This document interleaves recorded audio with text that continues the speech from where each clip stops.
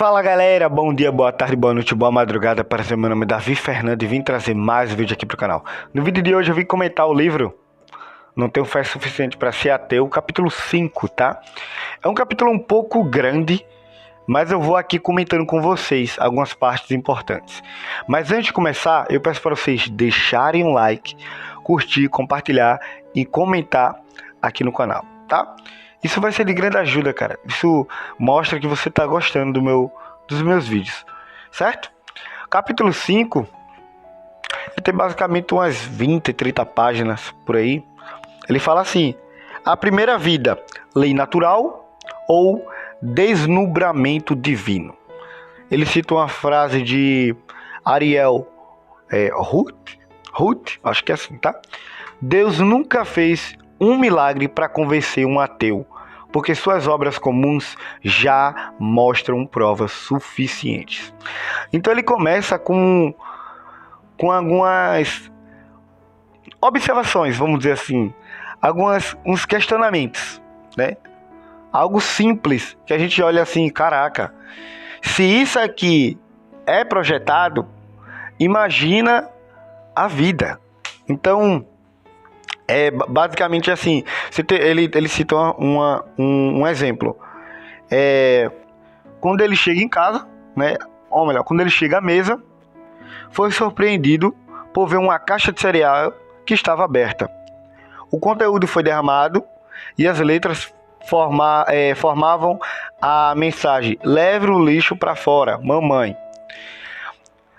Qual é a probabilidade de eu pegar, derramar um cereal, tá? E formar uma frase? Aí essa probabilidade, ela diminui ainda mais quando essa frase ela é bem racional, né? Perceba que ela leve o lixo para fora, mamãe. Ou seja, é algo muito especificado, né? Não é titio, se bem que seria bem complexo mesmo, tá? Mas perceba que é algo bem intencional, é muito intencional, tá? Leve o lixo para fora. É a mesma coisa também, eu acho que ele cita aqui também, tem um casal e tal, vai lá pra praia, que massa, vou curtir aqui a praia. Aí tá lá escrito na praia, compre água de coco, por exemplo, na areia. Aí você olha assim, eita, foi a onda do mar que fez isso. Caraca, com certeza. Vento,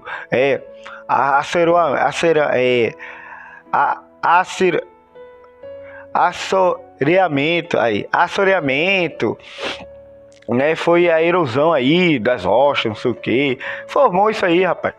Pode ficar tranquilo, beleza? Formou.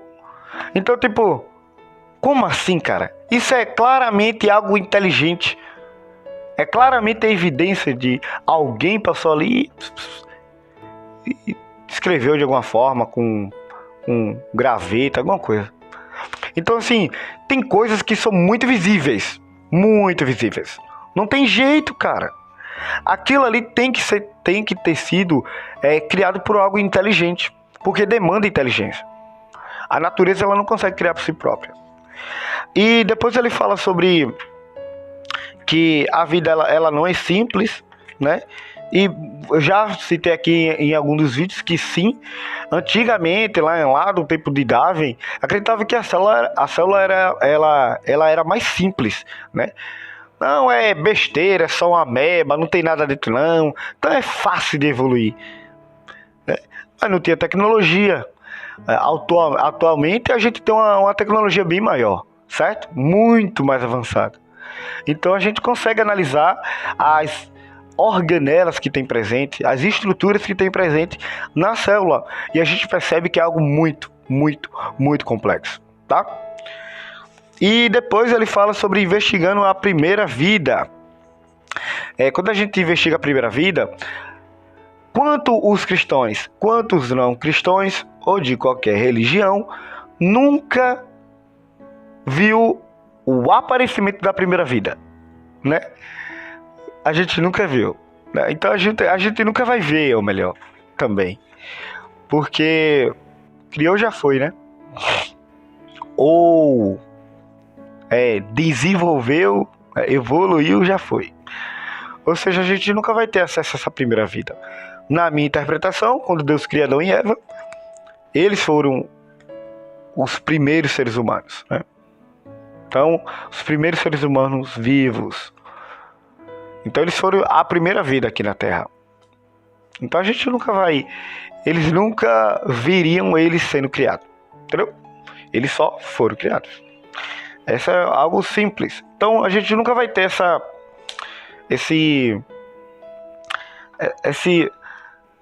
prova, vamos dizer assim, eita, sim, não sei o que. Não vamos ter.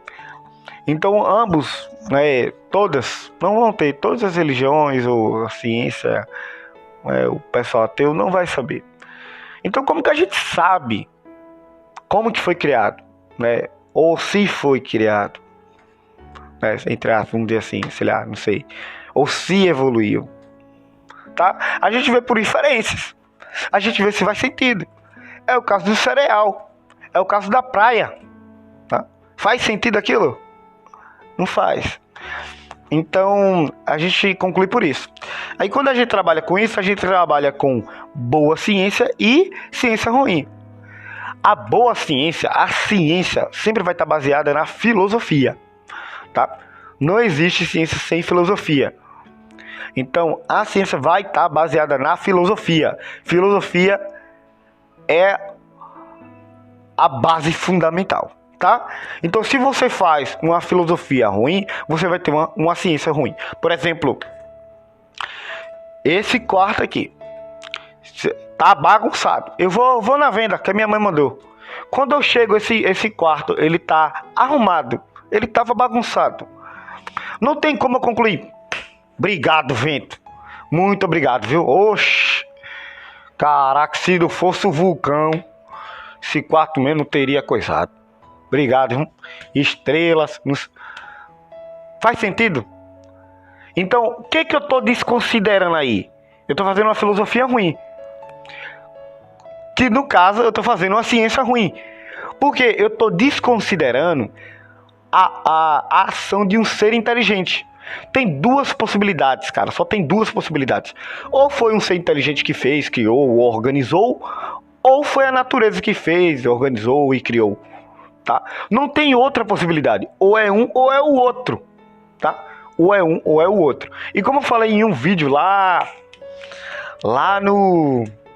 um tempão, não lembro, acho que foi o livro do Adalto que eu tava comentando. Ainda, se eu analisar mais profundamente ainda, até as ações da natureza foram criadas, porque tudo demanda de uma causa primeira. Se tudo demanda da causa primeira, a causa da natureza só existe por causa de um ser inteligente, então ele é a causa primeira da natureza. Então, até a natureza em si foi criada por Deus.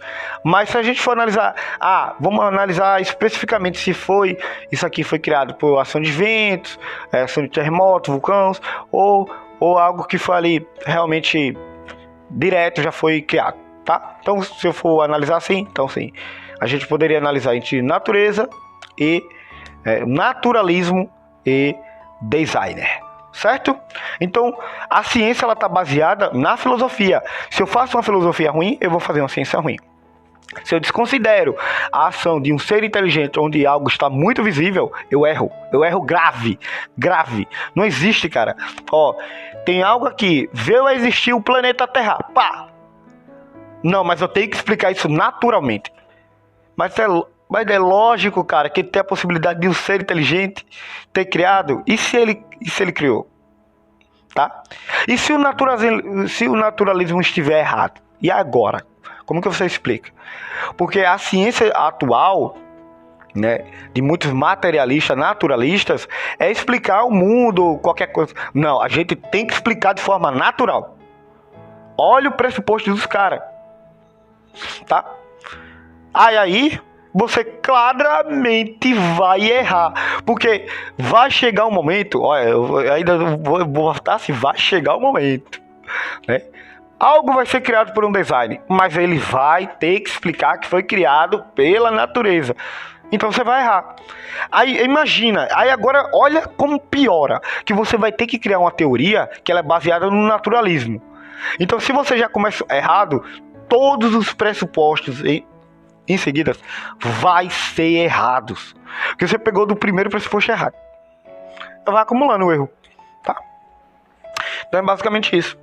Então quando a gente analisa algo inteligente, algo natural, essa figura eu já trouxe aqui no canal. Seria basicamente aqui, ó. Seria o Monte Rushmore, né? Que é aqueles 4 rostos dos presidentes lá nos Estados Unidos. E tem um Grand Canyon, tá? Ó, o monte, ele foi criado inteligentemente, né? Você não vê a natureza criando rostos. E ainda mais rostos bem específicos, em um lugar específico. Tá nos Estados Unidos, com o presidente dos Estados Unidos. E o Grand Canyon, que na verdade foi criado de forma natural. Eu creio que o Grand Canyon foi criado no dilúvio, tá? Depois ele cita aqui mais algumas coisas. E depois ele vai fazer... Ele vai dar uma característica bem interessante. Dê mais tempo ao tempo. Porque é muito associado... E eu também tinha muito isso em mente, né? Eu tinha muito isso em mente. Que tipo assim... Como a gente está trabalhando com aleatoriedade, vamos pegar para o naturalismo, probabilidade. Se eu tenho uma moeda, ela tem cara e coroa, eu jogo ela, se ela está viciada, se um ambiente em si influenciar, eu só quero jogar, tá? Eu quero, é pura sorte, joguei, 50% de chance. Se eu jogar duas vezes seguidas, né? Uma e outra, então a chance de cair uma cara é no mínimo ali, pelo menos 1/4, tá? Então 25%. Tá, e quando a gente trabalha com a vida, a gente pode associar da mesma forma? A gente pode sim associar de uma forma probabilística. Uma forma de, tipo assim, tem os aminoácidos que tem que formar as proteínas. Essas proteínas tem que ser especificadas e tal. Ela tem que dobrar da forma certa, não sei o que. Então sim, eu posso associar assim uma probabilidade, tá? Um ambiente influenciando ali e tal. Então, beleza, se eu tenho uma probabilidade e ela é muito pequena, então quanto mais tempo, melhor. Porque uma hora ou outra, ela vai coisar. Mas aí que tá, cara. Aí que tá. O negócio é quando a gente associa, uma coisa é uma probabilidade pequena, 0,01... 0,00001. Outra coisa é você pegar uma probabilidade extremamente pequena. Extremamente pequena, tá? E se eu não me engano, ele fala que nem isso, nem você dando mais tempo, não criaria isso. Não criaria, tá? Nem você dando mais tempo. Porque isso exige, de certa forma, inteligência, tá? Vai ter que uma hora ou outra ali exigir inteligência. Deixa eu ver se eu consigo achar aqui. Eu vou ler essa frase, tá? Se alguém gira uma moeda, qual é a chance dela parar com a cara para cima? Nós dizemos que é 50%. Sim. Mas qual a causa dela parar com a cara para cima? É o acaso? Não. A causa principal é o ser inteligente, de que decidiu rodar aquela moeda e aplicar alguma força para fazer isso. As causas secundárias, como as forças físicas do vento, da gravidade, também causam impacto no resultado desse lance. Se conhecermos todas essas variáveis, poderíamos calcular antecipadamente qual seria a face que ficaria para o lado de cima. Mas, uma vez que não conhecemos todas essas variáveis, usamos a palavra acaso para encobrir nossa ignorância. Não devemos permitir que os ateus encobrissem sua ignorância com a palavra acaso. Se eles conhecessem o mecanismo natural por meio do qual a vida possa ter vindo a existir, não deveríamos admitir que não sabemos, uma vez que sugere uma palavra sem o poder que, naturalmente, não é de modo algum uma causa. Acaso é simplesmente outro exemplo da ciência ruim praticada pelos darwinistas, tá? Então eu não quero me ater muito a isso para não falar besteira, mas eu entendi sim. Eu entendi. Até a palavra usada acaso tá meio equivocada, não tá sendo usada de forma correta. né? Porque ela tem influência de outras coisas, né? Então, nem o acaso que é aplicado o acaso, não sei se deu para entender. O acaso que eles usam para dizer que é acaso não é acaso. Pronto, acho que é mais ou menos isso, tá? E depois ele fala que a ciência, ela é escrava da filosofia. Ele pega 5 pontos. O primeiro ponto é matemática e lógica. A ciência não pode prová-la porque a ciência e as ciências as toma como pressupostos. Então, a matemática e a lógica são tomadas como os pressupostos, tá? Verdades metafísicas, como, por exemplo, a existência de outras mentes além da nossa própria mente. Eu creio que tem outras mentes além da minha mente. Isso é uma verdade metafísica. Julgamentos éticos. Você não pode provar pela ciência que os nazistas eram maus porque a moralidade não está sujeita a um método científico. Então, você associar que aquela pessoa é ruim ou mal não está associado à ciência. Isso está associado à filosofia, tá? Julgamentos estéticos. O belo, assim como o bom, não pode ser cientificamente provado. E, ironicamente, 5. A própria ciência em si, a crença de que o método científico descobre a verdade, não pode ser provada pelo método científico. Veremos mais isso adiante. Então, a gente não prova que a ciência é verdadeira pela ciência, porque a ciência ela depende da filosofia.